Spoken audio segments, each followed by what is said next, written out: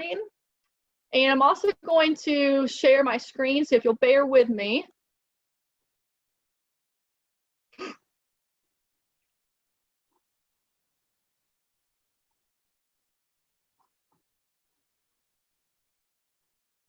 All right.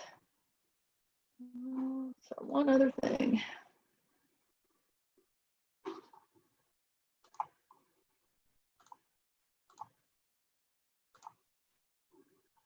Ellen, just real quickly, can you unmute yourself?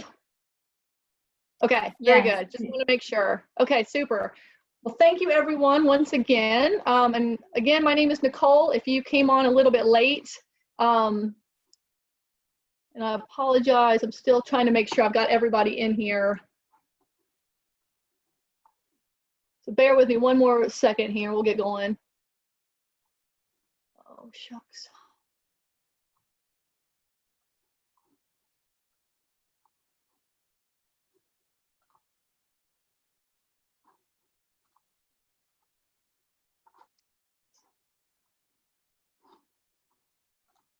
This is the tricky thing about sharing your screen. I can't also see who's in our waiting room.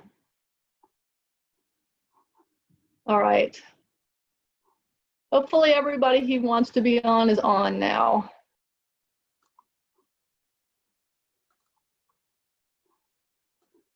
Okay, very good.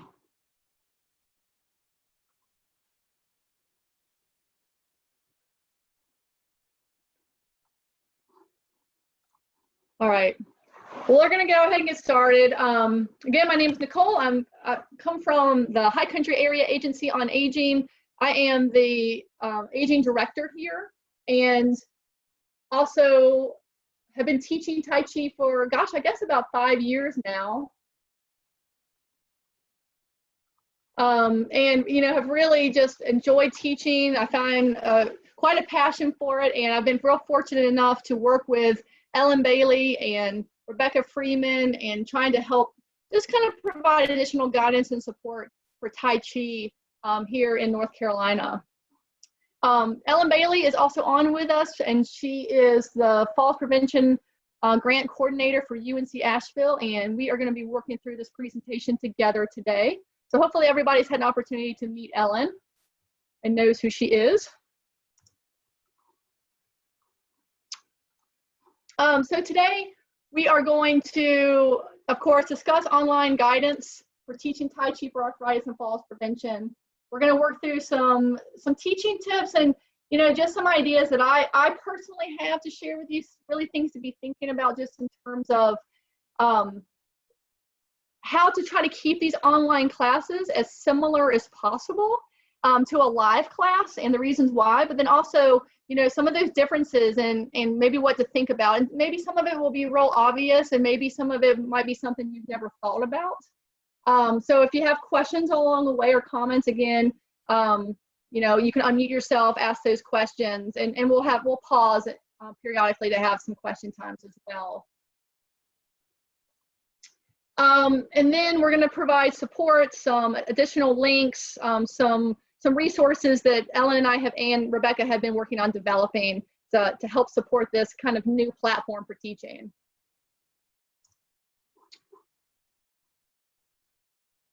So with that said, let's see here. Does anyone have any questions at the moment? Just make sure you are unmuted if you do have a question, or is there anything in particular that you really maybe have a concern about, or you want to make sure we address on today's call? Okay. I think my biggest concern is seeing what people are doing if I'm teaching. That's my biggest concern, is being able to see what they're doing. Sure. So we're going to talk about, you know, again, some ideas and some suggestions for how to manage that. You know, realize that it's not a perfect world, and we're going to have folks who are going to have limitations with their technology. But I think we can do a pretty good job of addressing, I think, most concerns. And again, we'll talk about some ideas for that. Okay. So thank you for sharing that. Thanks. Any other questions or concerns you want to make sure we get covered today? Okay,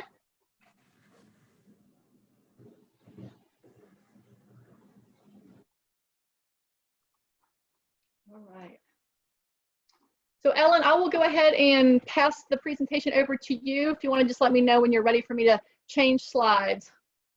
Okay, sounds good. Hi, everyone. I'm Ellen Bailey. As Nicole said, I work closely with Nicole and Rebecca to support Falls Prevention North Carolina, and also part of that, Tai Chi for Arthritis and Fall Prevention. It's nice to see some familiar faces that I've seen in trainings, and also see some other faces across North Carolina. I'm mainly going to be sharing some of the resources that we highly recommend that if you haven't already looked at them, that after the webinar today and before you start teaching online, that you take the time to go through. There are two on here that come directly from the Tai Chi for Health Institute. One is a quick reference guide. It's a one-pager that a master instructor put together with Dr. Lamb's organization.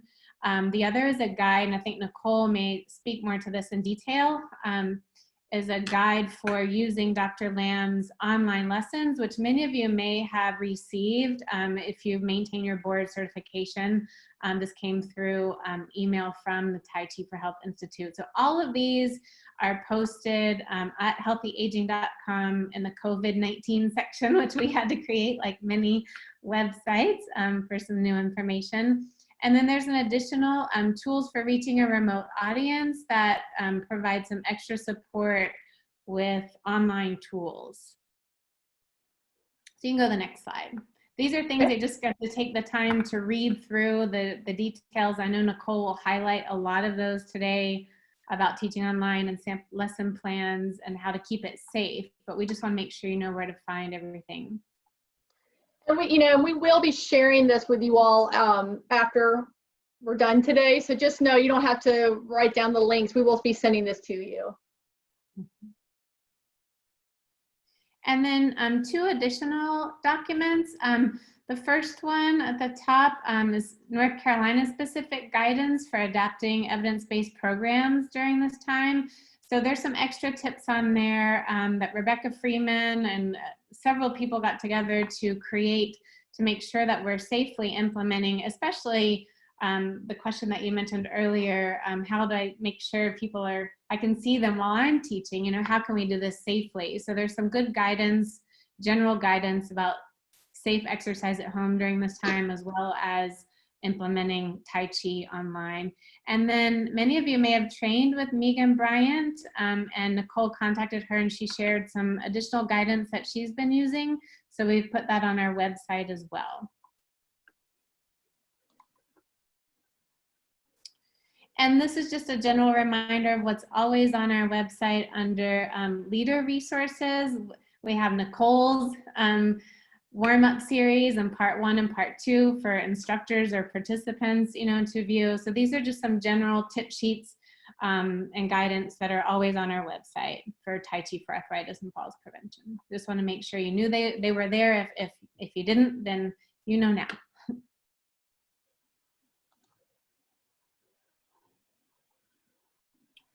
And a couple of things just to remind you about fidelity. There has to be at least one trained board certified instructor leading any class in person or online. If you have the benefit of co-teaching and you have an additional instructor that's available to support online, that's wonderful, but we know that may be a luxury at this point. And in North Carolina, the requirement for using federal funding, Title III-D funding, if some of you are working through area agencies on aging or senior centers, is that these classes meet for 20 sessions, that the series is offered for 20 sessions, so that participants can hopefully attend at least 16 of those, which is where research demonstrates the falls prevention benefit. During this time, for safety reasons, we're recommending that try and keep online classes to 12 participants so that you can maximize your ability to safely see everyone online. And I think turn it over to Nicole with that, and feel free to add anything to this part if I missed it. Great, thank you, Ellen. So I want to talk a little bit, about preparation and things to be thinking through. And then when we go to doing more of kind of the live demo where I'm going to show you kind of how I would set up a class, we'll probably touch on some of this again. But first, of course, reviewing all of the guidance documents, links on the resource slides. NCOA, Rebecca, Ellen, everybody's been working really hard to create a lot of good documentation and resources for this unique situation. Likewise, Dr. Lamb has a really nice write-up on his website, the Tai Chi for Health Institute, about his thoughts for how to lead online, how to kind of co-teach with his online lessons, and he actually provides a lesson plan for you as well. So I would definitely recommend reviewing them. We'll make sure that you all get that resource. And then at the end of towards the end of our presentation, I'm actually going to show you, again, my thoughts on how you could co-teach by using Dr. Lamb's online platform. So we'll talk a little bit that further as we go. Of course, I know we have a kind of a mix of folks on the call today.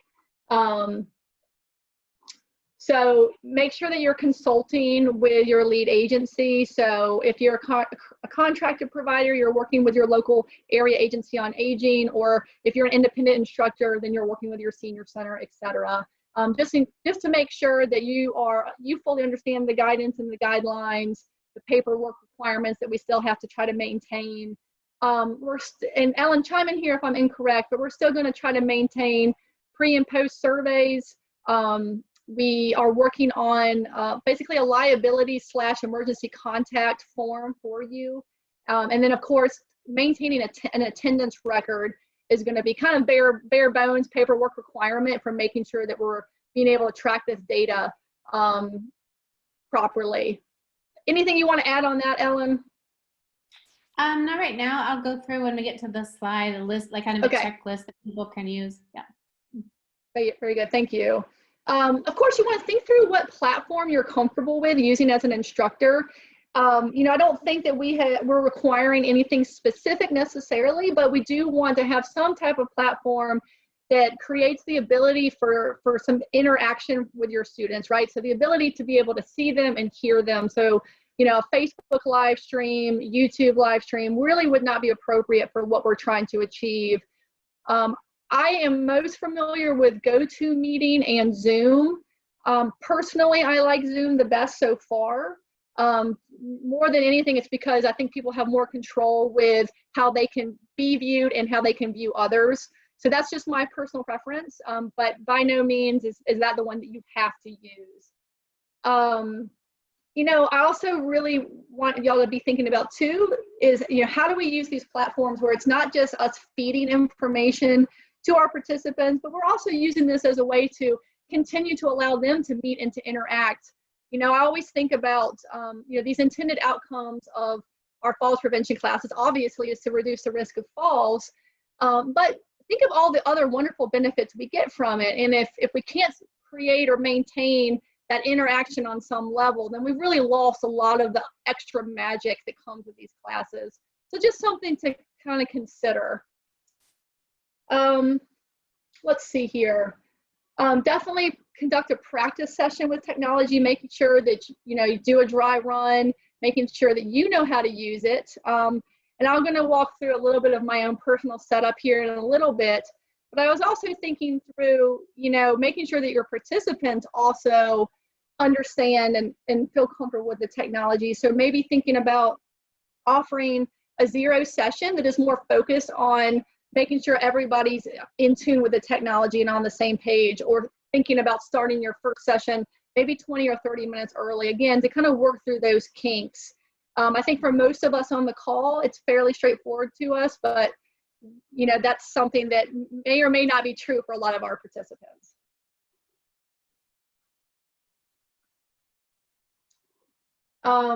So recommendations, I already touched on this. We want to make sure that we're still maintaining that opportunity for some social interaction.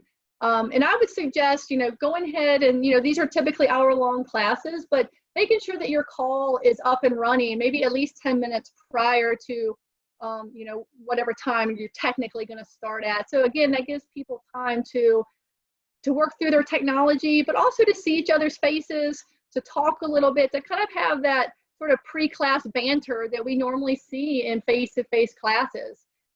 It also gives an opportunity for folks to ask questions, and you know, for you to interact with your participants a little bit. Just do that general check-in. So I definitely would recommend making sure that you're facilitating and carving out time for that. You know, this is a fidelity piece. Of course, we want to make sure that we're maintaining the basic structure of the program. So that always includes a warm-up. So 2 stretches for each of the major body parts, from neck to ankles, and a cool down.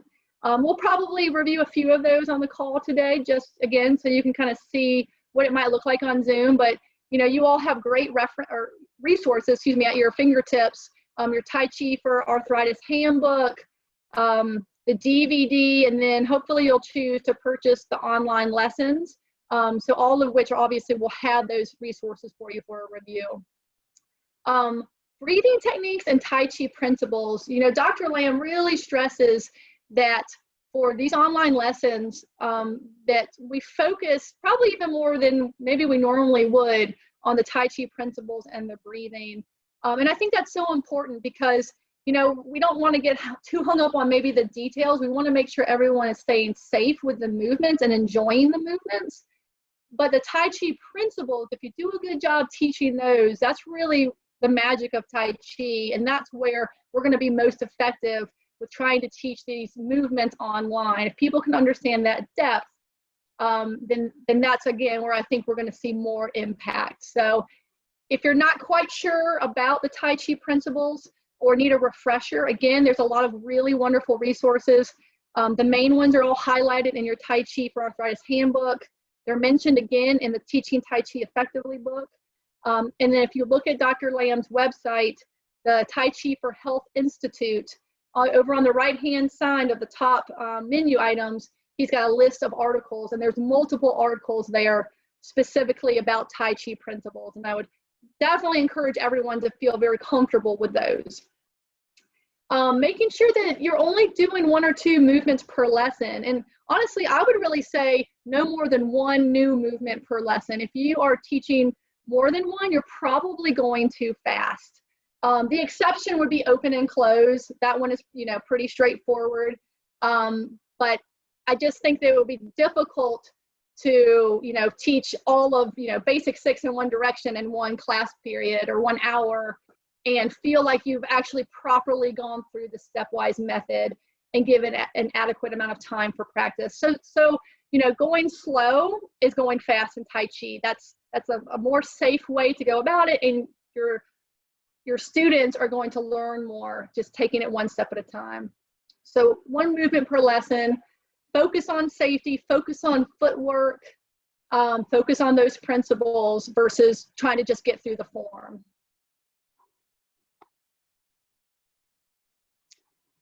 So some teaching online tips, you know, again, we're going to go back to some more kind of key points here, but this was a suggestion by Ellen. You'll have to remind me who the university was who suggested the PowerPoint. Michigan State, sorry, it's right here, my apologies. So Michigan State University Extension has been teaching some online Tai Chi, and they're actually using a PowerPoint at the beginning of their presentation to share the names, the contact information of their instructors. They're using that as a visual cue to review the physical activity statements and discussing how to stay safe at home. So that's just one idea. You don't have to do it that way, but I do think it's important to obviously have a safety reminder at the beginning of each class, and just making sure that that safety talk is happening each session. Again, a review of the Tai Chi greeting and the hand signals. So typically in classes, we would use Dr. Lamb's Tai Chi greeting for, you know, the beginning of the class and the conclusion, as well as if somebody needs to step away to use the restroom, take a phone call, etc. So we know they're not having an emergency. So we would encourage students to do that on this online platform as well. And of course, if they have a question or if they're having an emergency, then it would be appropriate for them to maybe use something different, like waving both hands in the air to really get your attention, just to make sure that everyone's on the same page. And then again, I mentioned this already, but reviewing Dr. Lamb's stepwise progressive teaching method. Again, this is in the Teaching Tai Chi Effectively handbook. He has notes on it on his articles online. And of course, if you saved any of your notes from your instructor training, it should all be there. But I would really recommend that you think through a lesson plan before you teach each class, and think about how are you going to break down the new movements into the smaller bites, and how are you going to work through that stepwise piece. Because I do think that that's something that as instructors we tend to kind of maybe not do as well as we could, or maybe not by the book as we could. And that is also a reason why I would suggest that we co-teach online with using Dr. Lamb's online platform in tandem. And again, I'll show you a little bit more about that as we go. So I'm going to pass it back to Ellen just to talk about data collection. So I want to thank Janice Self, our data manager. She's been working hard to convert a lot of forms during this time to an online format. The National Council on Aging is asking us at a minimum to make sure that attendance is being collected. So if for any reason paper forms cannot get out, or it's impossible to have someone fill out a form over the phone with you or via our online registration form, that at a minimum we need attendance. And in North Carolina, we're also at a minimum requiring these forms that I've starred here, but also asking that everyone really make an effort, AAA, senior centers to, and instructors especially, take the time and ask your participants if they've completed that pre-survey. So I wanted to highlight, there's a registration form, and maybe if we have time at the end, we can show you where it is online. We have a one-page form that, thank you to Nicole Hiegl, we've created and have an online form that can be filled out, as well as a fillable PDF form that has kind of the name and the address of the participant, especially if they have an emergency, you have their home address so you know where they are. For safety purposes, it asks for emergency contact information, and it has them sign a liability waiver to cover safety for exercising at home. So we can show you that later if we have time. And then again, all of these forms are going to be at this same link at the top here, and I can send out an email to all of you on the call and all the AAAs that you can share with your instructors if they're not on this webinar, so that you can find all of the forms online as well. So if you have any questions about that at the end, please let me know. But it is, collecting this information during this time is still really important, because it also may help us reach in the future people that don't have access to any classes, that may be able to access online classes in the future, even when in-person classes start again. So the data that we can collect helps us keep these funded as well. And I noted here the PARQ, which some of you may be familiar with, the Physical Activity Readiness Questionnaire. If it's not possible to get that from participants, the waiver above that's required will cover that for now. Okay, Nicole. Thank you.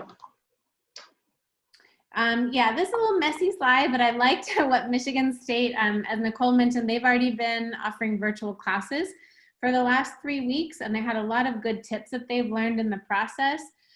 So those of you who, whether you're at the AAA or the instructor organizing the class, they recommended having everything in one email that goes to the participants, that has the Zoom link for the class, that has the pre-survey link, which you can get from our website once it's up, tips for safely exercising at home, and just a reminder of whatever physical activity statement your community-based organization wants you to use, as well as the contact information, instructor phone number, or who they should contact if they need help connecting to Zoom prior to the first class. If you're having that session 0, for example, that Nicole mentioned, what's the contact information for the instructor? And I wanted to mention as well, they were pleasantly surprised in Michigan that they had a couple classes that were in person that kind of got postponed, and more than half of those participants signed up to keep going with the online continuation of the class. And then once they put out new classes that were online only, they now have two classes waitlisted for people who are wanting to start Chi for the very first time online. So I think this is a really great service for those of you that are willing to give this a try and teaching it online during this time. People are really craving connection and activity and still staying safe and independent with falls prevention classes. So I just wanted to share their success so far. They were surprised at how many people were interested in these classes still online. Okay, we can go to the next one. Thank you. And then this is just an extra slide you can refer to maybe later. Of course, we cannot offer Michigan's tech department support, but they did offer some good tips on this for Zoom. If you choose to use Zoom, creating a waiting room like Nicole did today to make sure the participants are entering the class, how to set up the video settings for widescreen. So you can refer to this later if you'd like, and for more information when you get ready to teach your classes if you're using Zoom.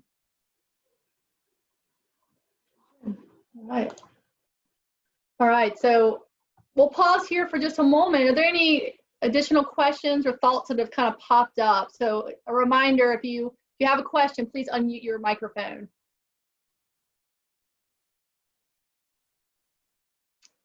Okay, then we will keep going.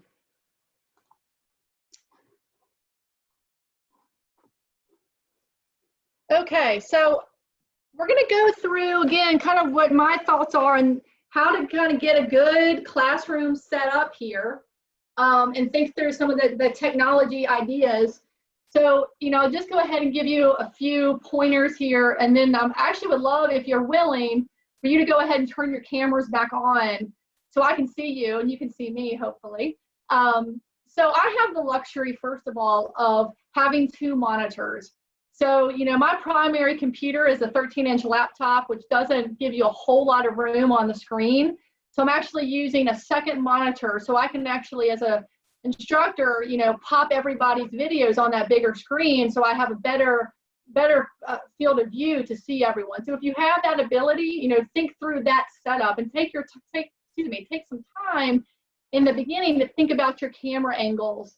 Also, think about your space. So, it's maybe not pretty, but I'm in my office at work, and it's a nice, small enough space that I don't need a special microphone for you to be able to hear me. Now, if I was in a large boardroom or a gymnasium or something like that, the audio may not be that quality. So you might need to be thinking about using a mic or something that could clip onto your lapel. So, being effective in this platform, we really have to think through some of those details. How are participants going to hear us, and how are they going to see us?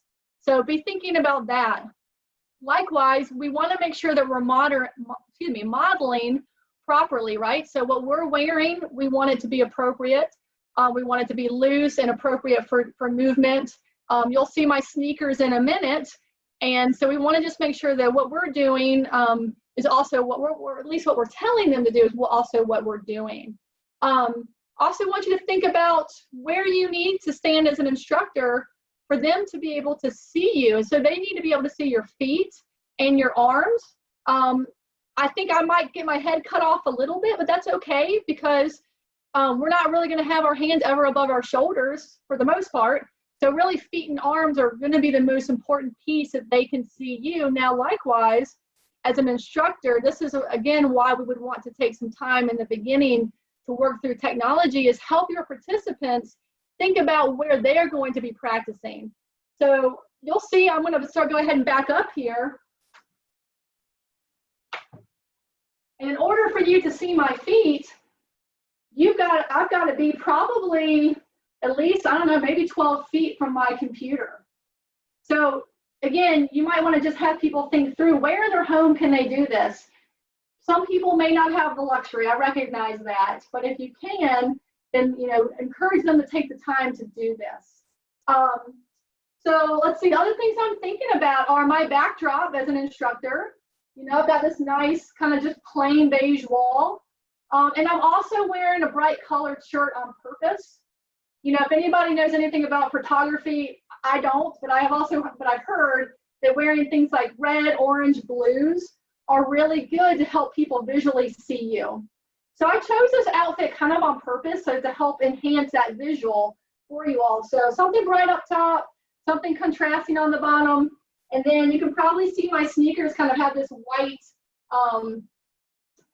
sole. So again, that gives that contrast, so hopefully people can see me a little bit better. Excuse me, let me grab my notes.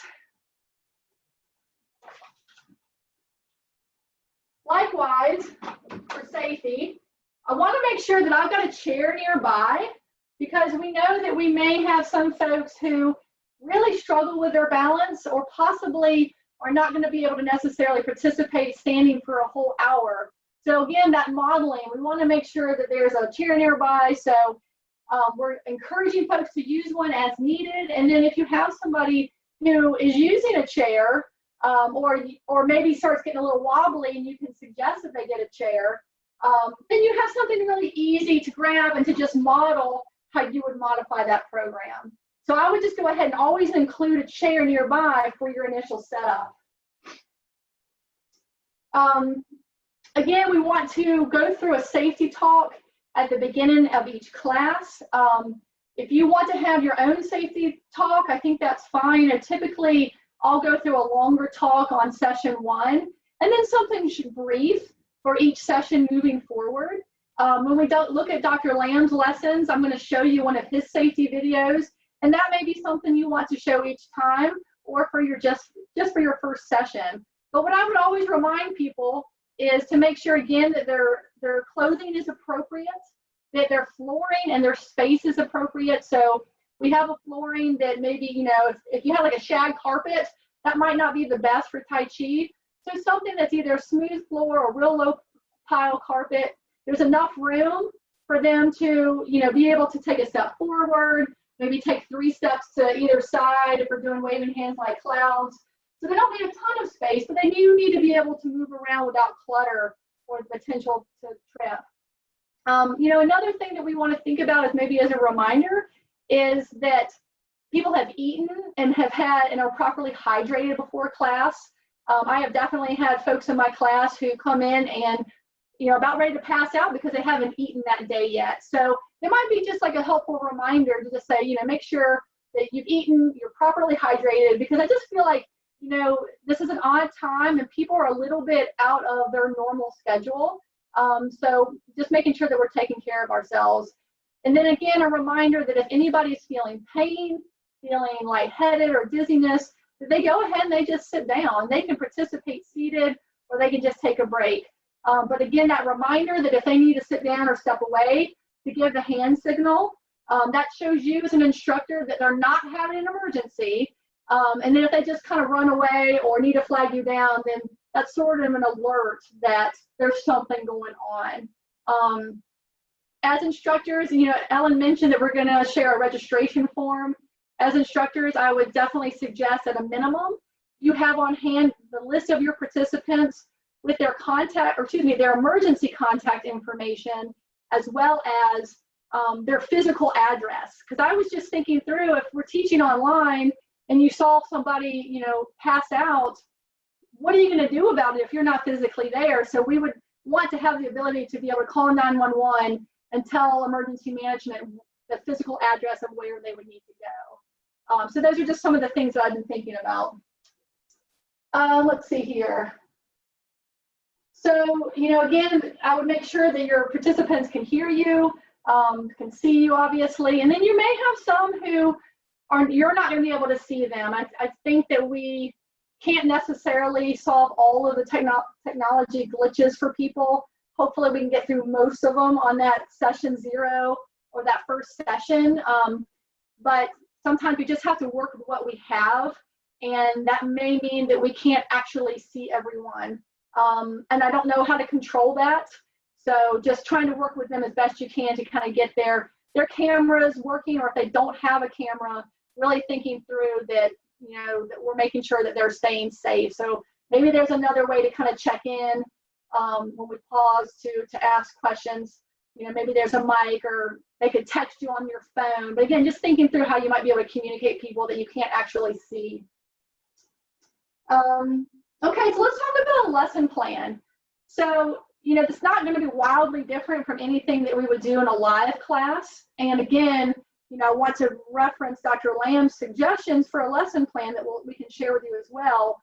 But just thinking through that there is going to be some special, you know, special extra time needed for I guess, a little bit of modifications for this platform. So we'll do our welcome, our sound check, a brief safety talk, our greeting, and then I would, you know, go ahead and ask folks what questions they have. You know, give ample amount of time for those questions, and then going ahead and going into the warm-ups. So I'll go through just a few warm-ups for you, so hopefully you can kind of see what it would look like from our participants' end. And if you want to get up and participate with me, you're more than welcome to. So, you know, first of all, we typically kind of just walk around the room and say hi to each other. So we can still do that virtually. So, hello. Seems a little silly, but that's okay. We'll have fun with it. And then we're going to just go ahead and let folks find their nice neutral but solid posture. So feet are hips width apart. Hopefully you can see my feet. Typically, I like to kind of start with sort of a body scan. I'll start with my top of my head. So thinking about the posture, crown of the head lifts up towards the sky. My chin is nice and neutral. My shoulders are relaxed. I might think about my hands feeling heavy, sinking, or excuse me, just lowering my shoulders into a neutral position. A nice straight spine. Think about the end of my tailbone pointing down towards the earth, unlocking my knees, and thinking about the pressure points or the bubbling wells, that center of the ball of your foot. That's where you really kind of want to think about your feet feeling rooted. And so I like to remind people to just notice their feet, notice that platform and that stability that this stance kind of creates for us. So next, we'll just go through maybe one warm up for each body part. So we'll go ahead and start with the first neck warm up. So we just slowly let the hands rise. You can do the seated if you want. Pulling your hands in towards your chin, tucking the chin slightly, rotating the palms so they face away, slowly pushing the hands out, chin comes to neutral. Hands slowly lower down by the sides, chin comes down towards the chest. Slowly rising up. Gaze comes up to neutral. Rotate the hands so you can see the palms, pulling the hands in towards the chin, tucking the chin slightly, pushing away, and down.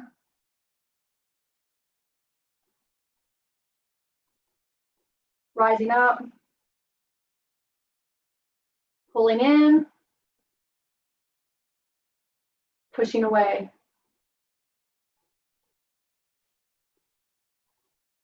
And I'm sorry, I'm just thinking for the sake of time, we won't go through too many of these, but I do want to show you one more. We'll just do one with the feet. So again, this is where I might use my chair if I need it. And we'll use one of our hip exercises. So we're going to sink the weight into one leg, hands press down, unweighted foot comes forward, toes up towards the sky, arms come up and out. And we can step this foot in, pause for balance, and step it out behind us, lowering that back heel, but not letting the heel touch the ground. Hands come down, stepping forward, pausing in the middle for balance as needed, stepping forward, toes up towards the sky.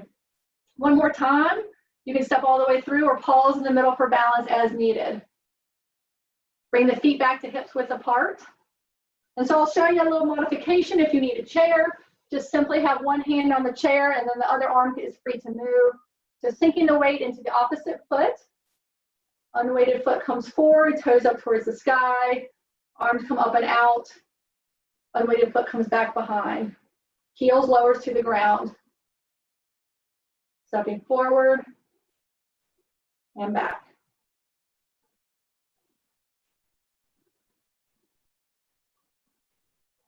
Good. So I think you all kind of get the gist there, right? So after our warm-ups, what I would always do is I'd go back and I would review what we reviewed last time. So let's just assume that maybe this is, lesson 3 or 4. So we've probably learned commencement, open and close, and single whip right. So I would turn around and I would just lead the group through that series a couple of times. So maybe 2 or 3 times as a group. And then, because obviously it's very hard for us to see what they're doing if our back is turned to them. But then I would ask them to kind of show me and work through it on their own so I could see what they're doing. So it's similar, obviously, to what we're doing in class. We are a little bit more handicapped in terms of not being able to see them nearly as well, but we have to kind of use what we have. That's a great time to start introducing a principle. If you're introducing a new principle or reminding the group about a principle, plugging that in before or kind of in the middle of that review, so you could go through the basic review of the physical structure, pause, talk about that new principle, and then go through the form again. Now thinking about, so for instance, if you're trying to find gentle resistance, maybe show them where in the movements you might find that gentle resistance, and then focus on that as you review the form one last time or a couple last times, okay? Then I would go ahead and transition into learning the new form.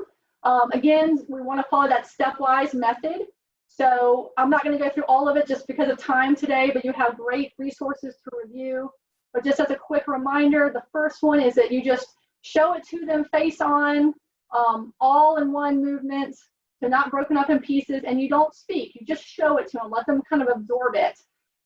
And then you go through the follow me steps where you would break it down into smaller bites, let them follow you through each bite at least 3 times, give them time to practice so you can see what they're doing, allow time for feedback, more practice as needed, and then you would go through the next step. So it's just adding on those layers and building in that practice time. Once you've gone through the whole follow me series and you could then put it all together, you would do the whole movement together and then you tack it on to the form. So maybe you were going through, you just finished single whip right, and then you're going to come back and teach single whip left as your new form. So at the end of class, you would do the whole thing as far as you know it through that day. And then, of course, you would do your cool downs. So please remember to do the cool downs. Please ask your participants to hang in there. And if they need to leave early, to make sure they're doing cool downs on their own. And then I always like to close my class with, again, some time for questions and then giving suggestions for home practice or things that they can work on. And then, of course, we would end officially with our signal. So I hope that's maybe kind of a little bit helpful just in terms of what to think through when you're working on teaching some of these classes online. I do think the biggest hiccup is going to be making sure that, again, they can see you, they can see your feet, they can see your arms, but then you can see them too. So it's going to take a little time. So again, just think about what information you're sending them out as part of that registration, and then how are you going to walk them through kind of figuring this out maybe on that session 0, or if you want to just start your first class early. So I do want to pause for some questions, and then I want to show you Dr. Land's online platform. Does anyone have any questions at the moment? Cheryl, I think you'll have to unmute yourself. Go ahead. In terms of the screen, I kind of would like to use my television. I don't have a lot of space here to work in, but in front of the TV is a good open space. Is there a way to get, they only see me on their screen so it's big, and because we could see you but it was really tiny in this configuration? Yeah, so that's a great point. So you should be able to control this, but if you scroll up to your the right hand side of the screen, it'll let you change the view. Okay. Thumbnail view, and you can put it on speaker view and it should zoom in. Speaker view. And I would like to be able, while I'm doing it, to see them. Is that possible? Just, a bunch of little images. I guess we can't have more than 12, but is there a way to make it so that they can see just me and I can see all of them? Well, Yes. I'm not really sure how to do that without causing too much confusion. And this is the reason why, because obviously when we have them follow us, it's helpful for them to see, to move the same way we are moving versus trying to teach as a mirror image, because that's a very challenging way to teach. It also can be challenging for people. Some people will get it, some people won't. But what I would suggest, because I think that that's a very real question and limitation, what I would suggest is thinking about how to teach through Zoom while screen sharing Dr. Lamb's online videos, because what you could do is you could show his videos, and if you have two monitors, you can still watch your participants actually working through the movements as well. Okay. Does that help? Yeah, a little bit. It's all new to me. So. Sure. Well, I think we're all kind of in an uncharted territory right now, to be honest. Yeah. Any other questions? Ellen. I just wanted to add, thank you for asking that, Cheryl, because I was playing with that as Nicole was taking us through that. And I think you could have yours on gallery view, it's called, in the upper right, and your students could have it on speaker view, and that way you would be larger. So I could write this up in the notes that we send back out to make sure people have that. Yeah. Thank you, Ellen. All right. Well, let me see if I can get Dr. Lamb's lessons online here for you. I'm curious, how many of you all have a subscription to the online Tai Chi lessons? Anyone? Okay, well, I don't get any credit or financial gain from this, so I just want to give that disclosure. But I really would highly recommend that maybe at the AAA level, or Ellen, maybe you want to share some more information about this, but that we get access to his online lessons and use them simultaneously with our teaching. It's also a fantastic platform for just practicing as instructors, working through a lesson plan, and it's just a very, very good resource. So let me share this screen, and you can see what it looks like.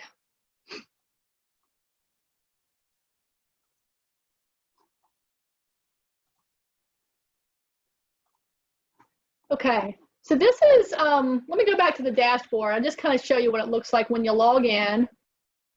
Can everyone nod? You can see Dr. Lamb's online lessons? Okay, thank you. So I have the full access. You can just buy Tai Chi for Arthritis, but we purchased the full access because I wanted to be able to access the global community, which just, it gives just really more resources, more talks, more video footage from Dr. Lamb and other professionals. So it's just a fantastic resource. So you would just go to the course that you're teaching. So obviously there is Tai Chi for Arthritis 2 if you're teaching Tai Chi 2. And then you have your lesson outline here on the left-hand side of your screen. So what I would encourage you to do as an instructor, if you want to co-teach with his lessons, is just take some time to go through each lesson. You don't have to go through the entire course before you teach. I mean, you could literally just stay like one lesson ahead of your students, but be familiar with what you want to share and maybe what you want to just teach on your own. So, you could, if you wanted to, you could show the introduction video maybe on your 0 session. And it just gives a little bit of information about the program.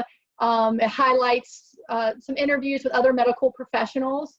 And I think the safety video that he does is really well done. It's only 2 minutes, and you could show that at the beginning of each class if you wanted as a reminder. I'm gonna go ahead and just show it to you so y'all can see what this looks like. And again, I think that if you haven't seen Dr. Lamb teach live, I mean, there's no substitution for him teaching live, but he is just excellent, and he has this demeanor about him, and obviously the background and knowledge of Tai Chi to just do such a wonderful job getting across all of the little details that, again, make Tai Chi so magical, and I think thus so beneficial for falls prevention. So let me share this video with you.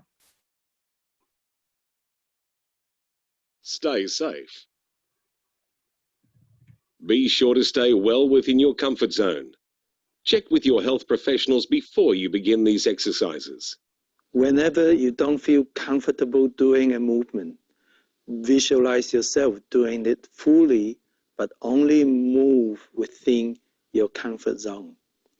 For example, if you can only move your arm this far, and if the movement requires you to move this far, then what you should do is move to where you can within your comfort zone and visualize yourself moving to the full range.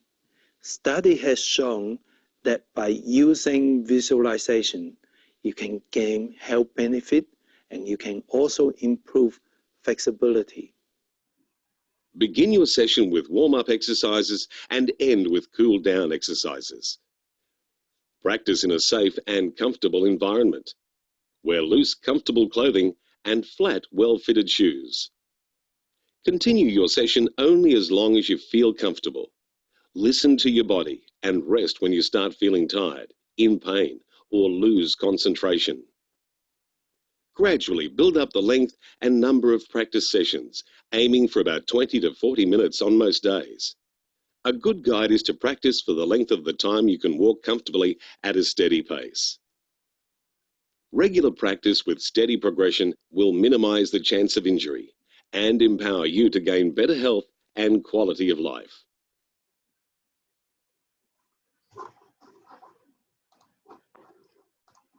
Stay safe. New forms. Okay, so, as I was watching that, I was thinking about Cheryl's question about, excuse me, having, enough room to set up. And, I was thinking, if you don't have the ability to set up your camera so your students can see your feet and your hands, you literally could co-teach with Dr. Lamb's online videos for everything that needs to be taught and shown. So the warm-ups, the practice, the learning new forms and the cool downs. He does it all for you, but what I'm suggesting is just depending on your background, your ability, and then your resources, you can kind of pick and choose what you want to teach live and maybe what you're going to just show your students. And then again, that way you can have the ability to maybe do a little bit better job keeping an eye on them, because I know that there's significant limitations trying to watch people in this little thumbnail view. Excuse me. You may or may not want to show all of the videos, or you may.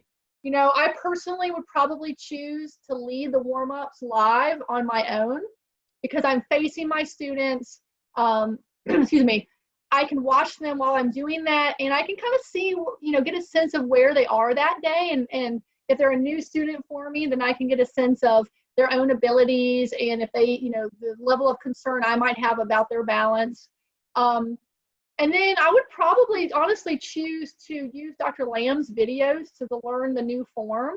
And they're all labeled very clearly. So it'll say learn new form, and there's one new form for each lesson. And so he will take the class through that video, through that stepwise teaching method. So you guys can work through that, and you can, as an instructor, just watch and then pause the video as needed to provide that feedback for your students. So it's really quite easy to use. And then you can go through the run through of the lesson if you wanted, which again is just, I'll show it to you. It's just a way to practice as a group. Follow Dr. Lamb to run and through it'll give you the ability to watch your group as they're practicing.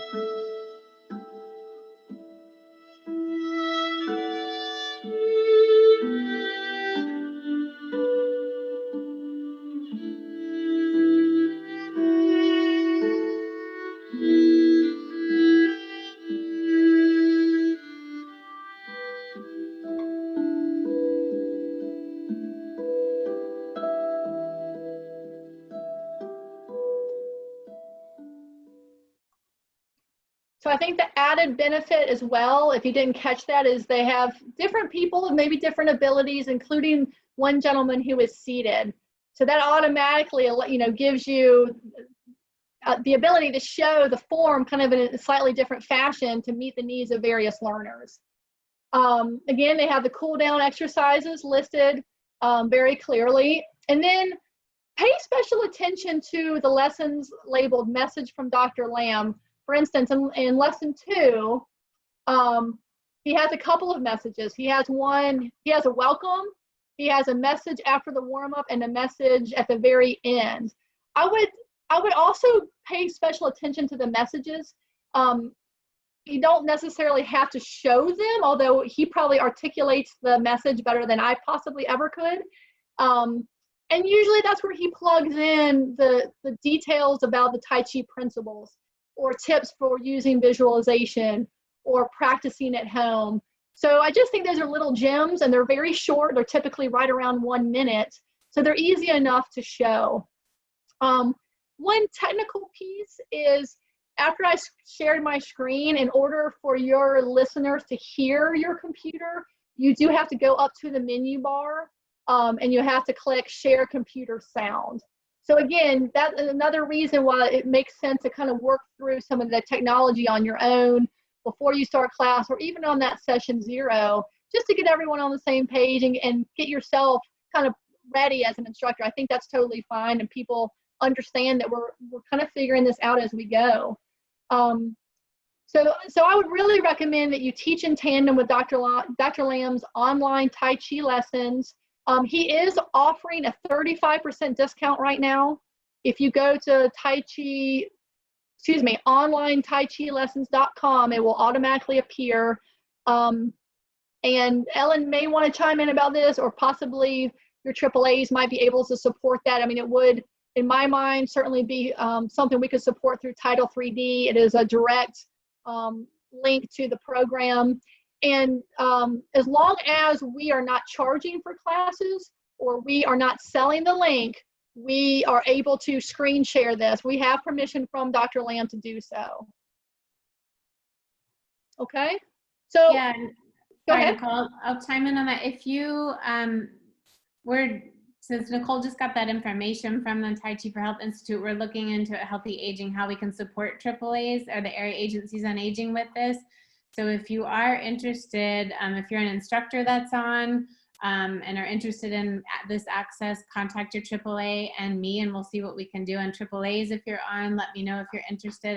As Nicole said, if you're not charging, not selling it, and it's only for teaching the class, you cannot give the link to the participants to practice at home. It has to be used only when you're teaching the class. Isn't that correct, Nicole? I think that's probably the best thing to do. And, you know, of course, share the discount code with them if they have the means and they want to purchase the class. I don't know the fee off the top of my head. It's not terribly expensive. 35% discount, I think, is very nice.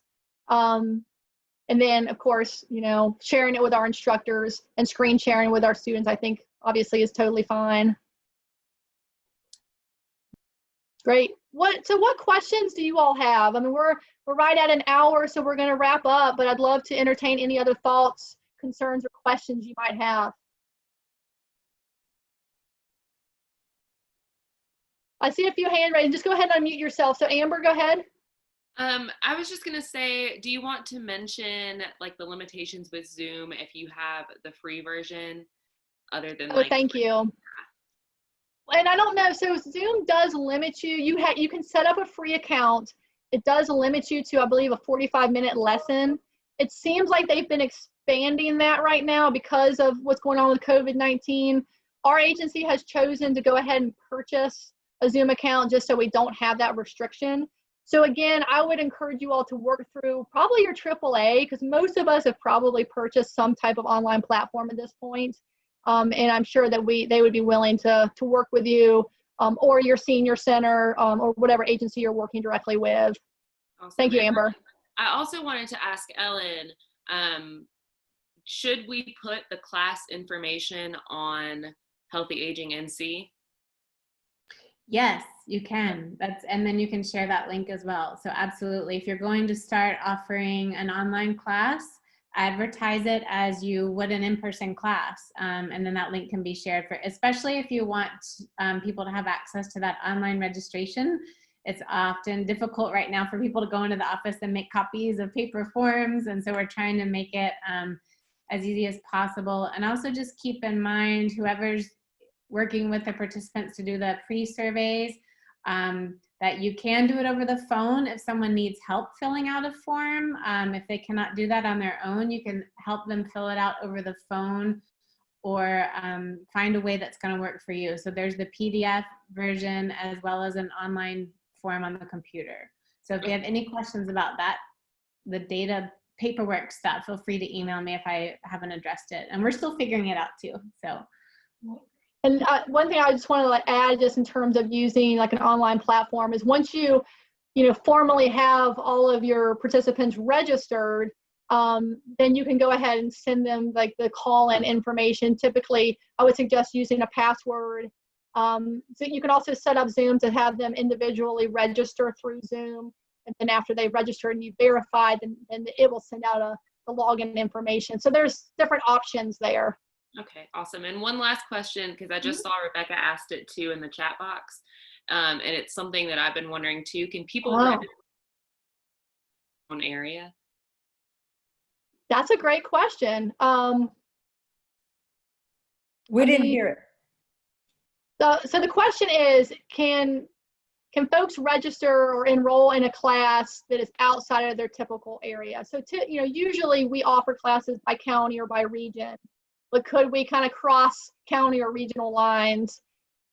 I don't personally have an issue with that. Rebecca, I wonder if that's something that you at the state level have an opinion about.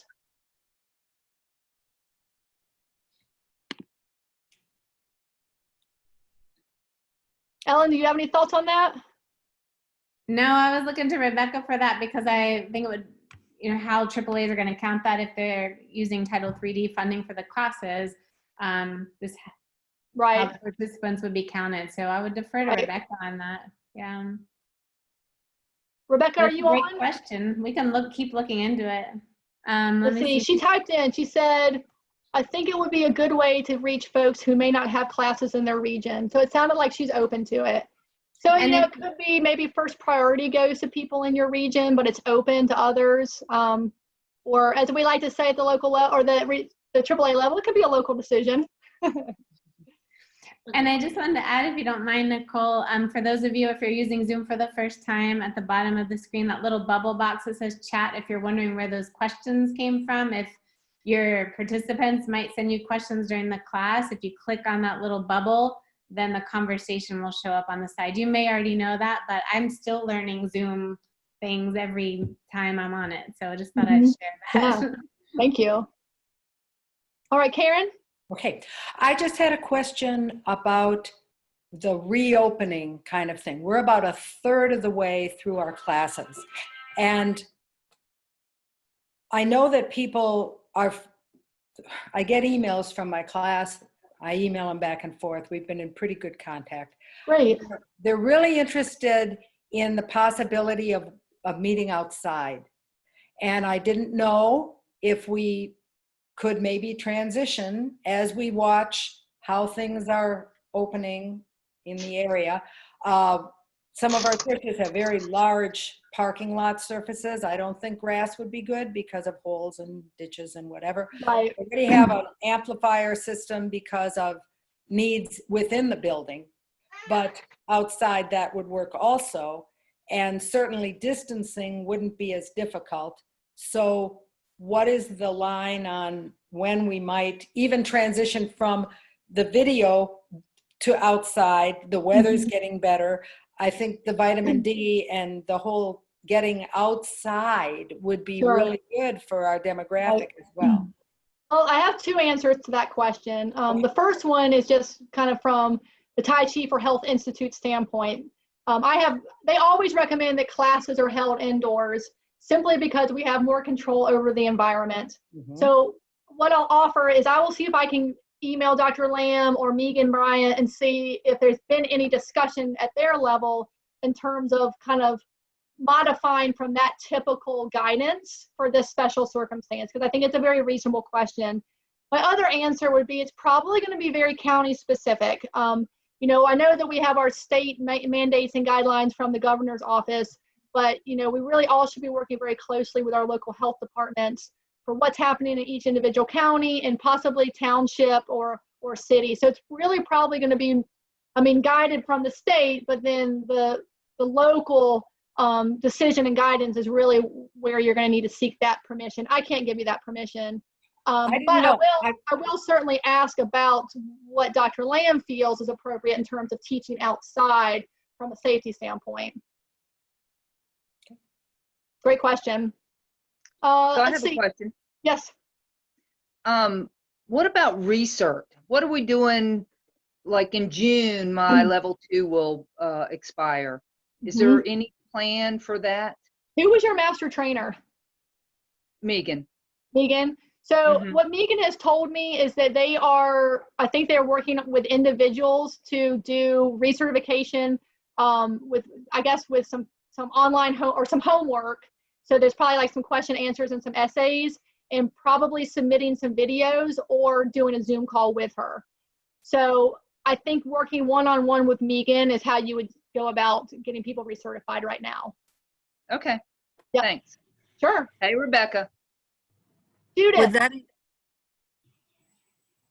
Would that include research, first-time certification? Like my co-teacher is certified in TCA 1, but not TCA 2, and she'd like to be certified in TCA 2, and she'll be ready. So I don't think, I can ask, but I don't believe they're doing any new certifications that way. I think we would need to wait.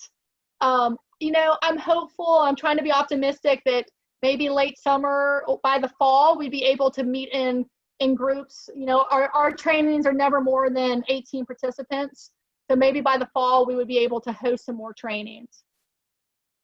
Great question. Any other questions? Let's see, let me go back to our PowerPoint. I think I've lost it. I did lose it. Excuse me.